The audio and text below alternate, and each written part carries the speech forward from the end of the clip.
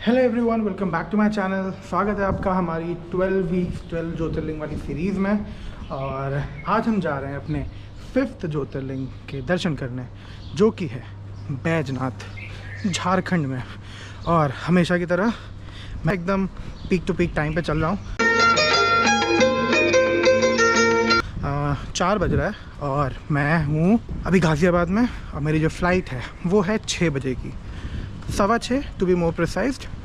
और हम अब निकलेंगे यहाँ से। And not like as usual, आज हम जा रहे हैं कैब से। हेलो भैया। तो भाई साहब, estimated time of arrival 4:48 AM। चला लूँ? चलिए, खाली है बिल्कुल, कर लेते हैं। तो भाई साहब, मैं जब निकला था ना, तभी भैया ने बोला कि भैया अभी पंप खाली होगा, CNG भरवा लेते हैं। मैं बोला, मैं कहा भैया देखो, मैं बहुत ज़्यादा ऐसे वो कर रहा हूँ, एकदम पीक टू पीक चल रहा हूँ, तो रहने देते हैं। बट भैया लाइक कि रिजर्व में लग चुकी है, जला लेते हैं, कुछ तो जला लेते हैं। मैं कहा चलो ठीक है, इतना हो रहा है तो इतना झेल ही लेंगे, कुछ ना। ये तो सही में एकदम 2 ही मिनट था। अरे अरे भैया तो व्हील स्पिन मार दे रहे। एस्टिमेटेड टाइम से ऑलमोस्ट सेम टाइम ही with the CNG refuelling. We are at the airport. So entered the airport. और भाई साहब, पिछली बार तो मुझे याद है कि 10 मिनट के अंदर मैं सिक्योरिटी करके पहुंच गया था मैं अपने बोर्डिंग गेट पे, क्योंकि मेरा जो बोर्डिंग गेट था वो एकदम जस्ट बगल में ही था सिक्योरिटीज़ के। आज देखते हैं कितना देर लगती है। टाइम हो रहा है 4:48। सो या it's 4:54 and I am done with the securities. और अब जा रहे हैं गेट की तरफ। गेट नंबर मैंने देखा नहीं यार, कौन सा गेट नंबर है? गेट 32। Okay, let's go. हाँ भाई साहब, मतलब ऐसा मत सोचिएगा कि हर बार ये ऐसे ही होता है हर समय पे। इस जस्ट दैट कि एकदम अर्ली मॉर्निंग है, इस वजह से भीड़ कम होती है। And the second thing is, ये T2 एयरपोर्ट है। दिल्ली में 3 एयरपोर्ट्स हैं, T1, T2 and the main international one is T3, जिसमें अच्छी खासी भीड़ होती है। तो अगर आपका T3 है तो इतना सुकून से मत जाइएगा, हो सकता है आपको डिले भी हो जाए। तो भाई साहब, टाइम मेरे पास काफ़ी है और भूख मुझे लग रही है, और एयरपोर्ट पे खाना बहुत ज़्यादा महंगा मिलता है। तो मैंने ऐसा सोचा कि लाउंज का इस्तेमाल क्यों ना किया जाए। 5:05 हो रहा है अभी, 5:05, एंड ऑलमोस्ट 5:50 पे गेट्स बंद होंगे। तो मैं ऑलमोस्ट आधा घंटा है मेरे पास, तो कुछ खा लेते हैं। Let's go. ओह भाई साहब, काफ़ी लंबी। सी या unity lies in diversity guys, South Indian and whatever Indian. बार जाने का मन नहीं था मेरा, देखो यार, तो मैंने बीच में से एक बॉर्डर बनाया है पाव से। एंड जय माता दी।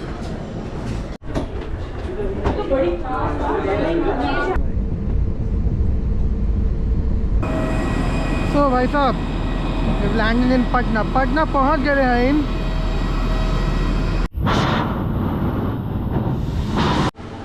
भाई साहब, this is the exit, that's all.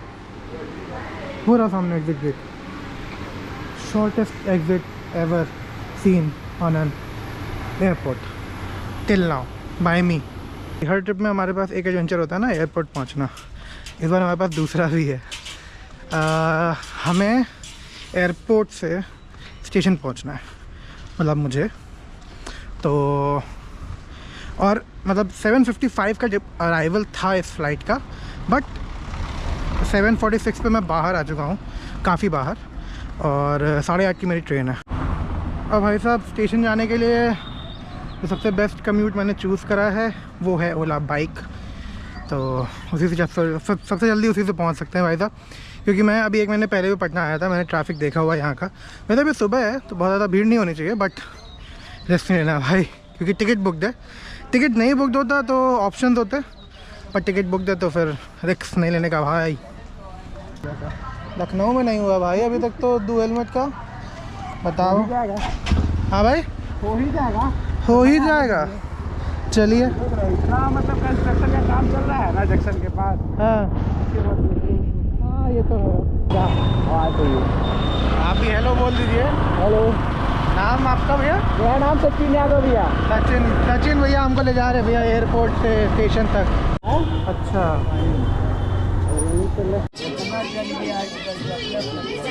तो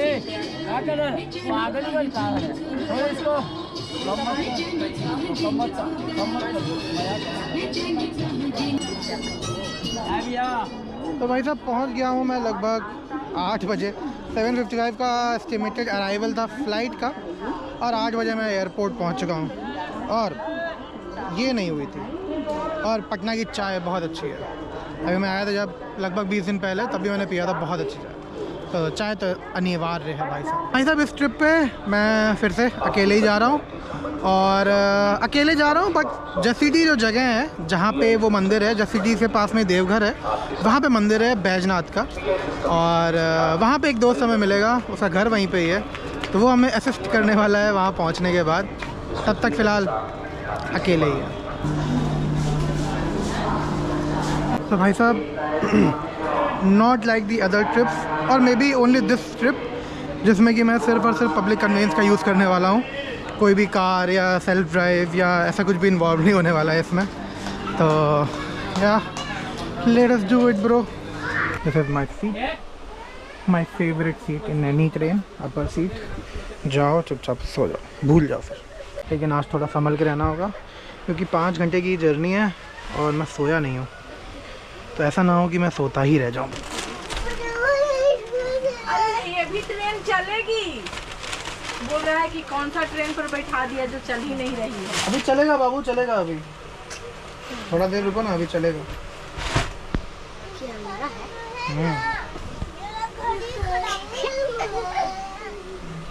देखो दिख रहा है बाबू। फोन है क्या जिससे कोई बैटरी है? नहीं, कैमरा है। नाम बोलो अपना। Hi, my name is Aarush Kumar. Very good. और ये है पूरा ट्रेन का लुक, और यहाँ पे एक बंद है, और यहाँ पे भैया ये एक मुंबई का ये ट्रेन है, मुंबई जैसा। यहाँ पे कवर मिलता है बाइक का, और यहाँ पे इतने सारे सीट्स है। और ये ट्रेन इतना है, एंड उधर का इधर ये सीट पे सब बैठे हुए हैं। और हो गया खत्म वीडियो। जसीडीह पहुंच चुके हैं। यहाँ से जाना है देवघर। देवघर एक बैजनाथ धाम भी एक रेलवे स्टेशन है, बट वो वेल कनेक्टेड नहीं है, इसीलिए लोग जसीडीह ज़्यादा आते हैं। तो Jasidih railway station well connected है आपका दिल्ली हावड़ा रूट पे, तो वहाँ पे ट्रेन आपको ज़्यादा मिलेंगी। और दिल्ली से कनेक्टेड है ये, बट मुझे मतलब मैंने प्लान बहुत लेट में किया, तो मुझे टिकट नहीं मिल रही थी। बट आप अगर वेल टाइमली प्लान करो तो आपको टिकट्स मिल जाएंगी। देवघर एयरपोर्ट भी है, बट उसमें जो है फ़्लाइट्स की फ्रीक्वेंसी उतनी ज़्यादा नहीं है, तो वो मतलब उसमें आपको फ़्लाइट बहुत महंगी मिलेंगी। तो मैं पटना से कनेक्टिंग करके आया, और बस से भी कनेक्टेड है, बट वही है कि मतलब दिल्ली से मतलब प्रॉपरली कनेक्टेड नहीं है, फ्रीक्वेंसी उतनी ज़्यादा नहीं है, बट आपको ये कनेक्ट कर सकते हो आप पटना से। तो और ऐसा सा कुछ रेलवे स्टेशन है भाई साहब।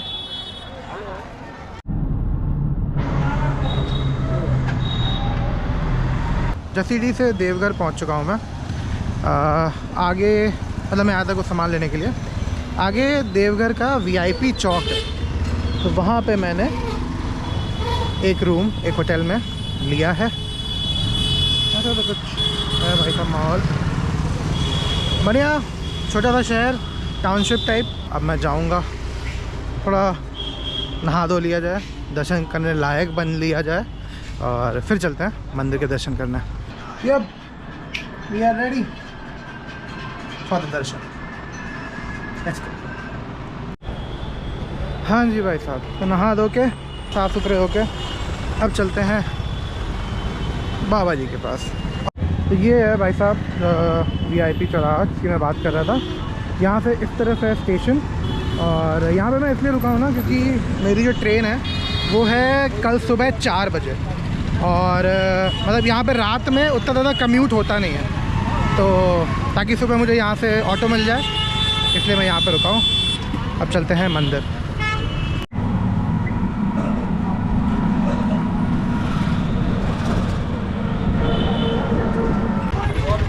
पास में ही है, मतलब एरिया शुरू हो गया मंदिर वाला ही, तो और हाँ, जैसे मल्लिकार्जुन में था ना कि मंदिर के जस्ट बगल में वो शक्तिपीठ भी था, तो यहाँ पे भी वैसा ही है।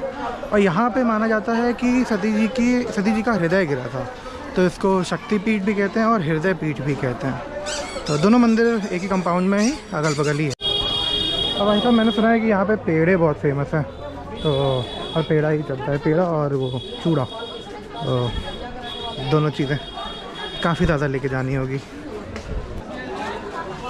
तो ये ना मुझे थोड़ा थोड़ा वैसे विश्वनाथ जी में पहले जो एरिया था, अभी तो नया कंपाउंड बन गया, बट पहले जैसे दर्शन करते थे थोड़े थोड़े वैसे की याद दिला रहा था। तो भाई साहब पहुँच चुके हैं मंदिर के अंदर, और सुनने में ये आया कि मंदिर अभी बंद है और 7 बजे खुलेगा और अभी 5 बज रहा है। बताता हूँ आपको दर्शन करके, या जैसा जो भी होता है।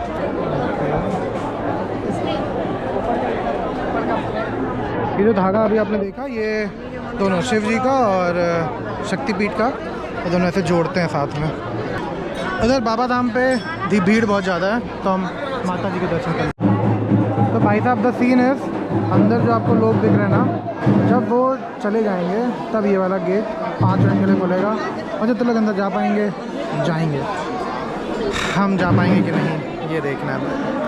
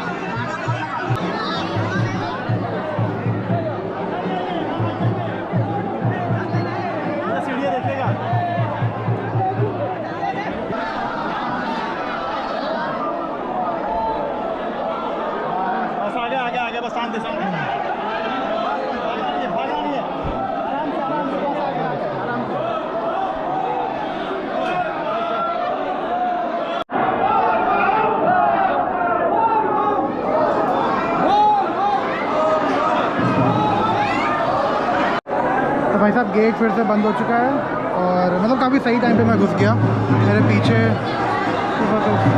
इतने लोग हैं, तो अच्छा हुआ भाई, सही टाइम पे घुस गए। अब देखते हैं दर्शन कितनी देर में होता है।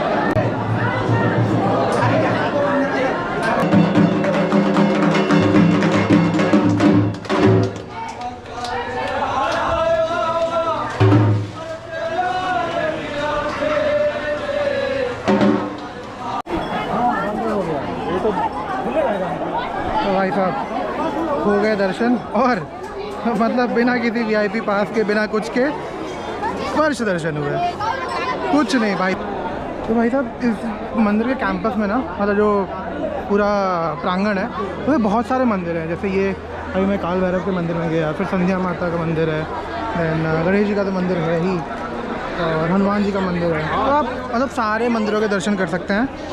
अगर वो गेट बंद हो तब तक आप पहले दर्शन इन मंदिरों के दर्शन करिए, और फिर आप शक्तिपीठ और बाबा जी के दर्शन कर सकते हैं। तो भैया जी देखिए, दर्शन तो हो गए, लेकिन इस मंदिर का इतिहास तो जान लेते हैं। तो ये मंदिर की स्थापना तब हुई थी, मतलब मान्यता है कि जब रावण शिव जी की तपस्या कर रहे थे, और वो एक एक करके अपने सारे सर चढ़ा रहे थे।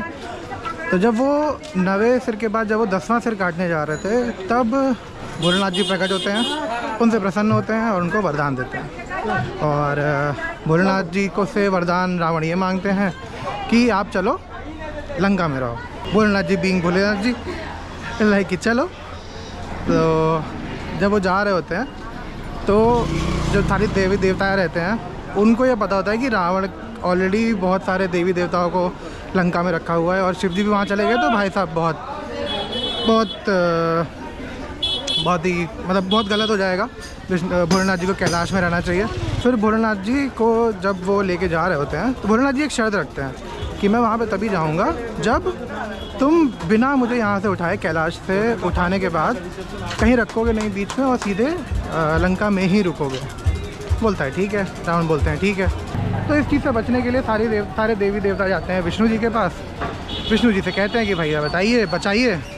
तो वो फिर कुछ तो ऐसे रचते हैं, अपना ऐसे कमाल दिखाते हैं और रावण जी को लग जाती है लघु शंका।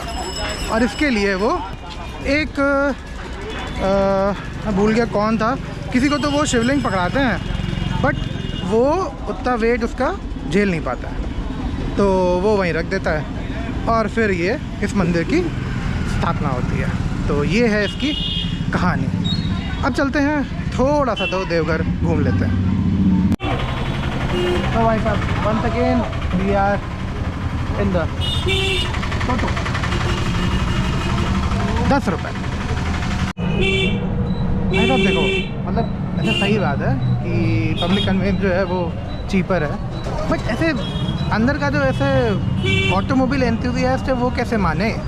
उसको तो चाहिए ना भाई हाथ में स्टीयरिंग हो, बाइक का handle, bike only for short trips, but ऐसे गाड़ी का स्टीयरिंग आए हाथ में, चाहिए इंसान को यार। अब शौक है तो खर्चे भी हैं।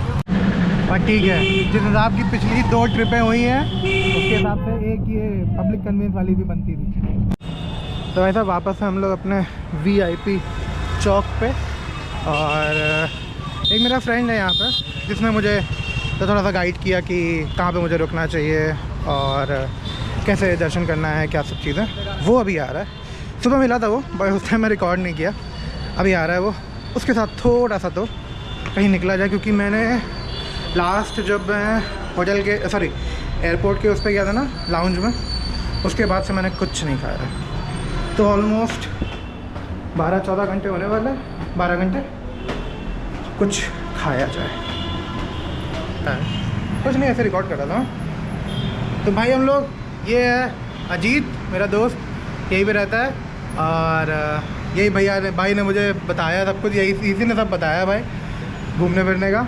अब अपन जाएंगे कुछ खाने के लिए, खाने पीने, खाने पीने नहीं, क्योंकि ये मेन जगह है खाने का। जैसे मैंने बताया था ना, ये वही VIP चौराहा है, यहाँ पे मैं रुका था। तो भाई साहब गोप्रो लेके चला तो मैं गया, बट वो चार्ज नहीं था तो कुछ रिकॉर्ड नहीं हुआ। हम लोग निकले, कुछ खाना खाया हमने थोड़ा बहुत, और फिर चाय पी, और लगभग यहाँ पे 10 बजे तक, 10 साढ़े 10 बजे तक धीरे धीरे चीज़ें बंद होनी शुरू हो जाती हैं। तो 8 बजे तो हम लोग निकले ही थे, तो खा पी के हम वापस आ गए, और फिर मैंने इसको चार्ज करा और अब रिकॉर्ड कर रहा हूँ। अब मेरी ट्रेन है अराउंड 4:30 बजे सुबह लखनऊ के लिए।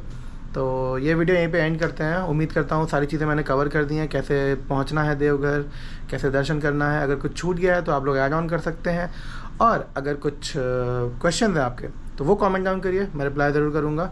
दर्शन वाली बात, हाँ दर्शन के लिए एक चीज़ बताना चाहता हूँ, VIP दर्शन का टिकट जो लगता है वो एक है ऑप्शन। दूसरा, यहाँ पे जो पंडित हैं वो काफ़ी लोग काफ़ी ऐसे टहलते रहते हैं, तो उनसे भी आप करवा सकते हैं अगर भीड़ के दिन पे आप आए हो। तो अगर नॉर्मल दिन पे आए हो तो कोई दिक्कत नहीं है, मेरी तरह आप दर्शन कर सकते हैं, स्पर्श दर्शन हो जाएंगे आपके। तो एंड करते हैं वीडियो। बाकी चैनल को लाइक शेयर सब्सक्राइब करना बिल्कुल मत भूलिएगा। बाकी मिलते हैं आपसे अगली वीडियो में, अगले ज्योतिर्लिंग की ट्रिप पे। तब तक के लिए बाय बाय।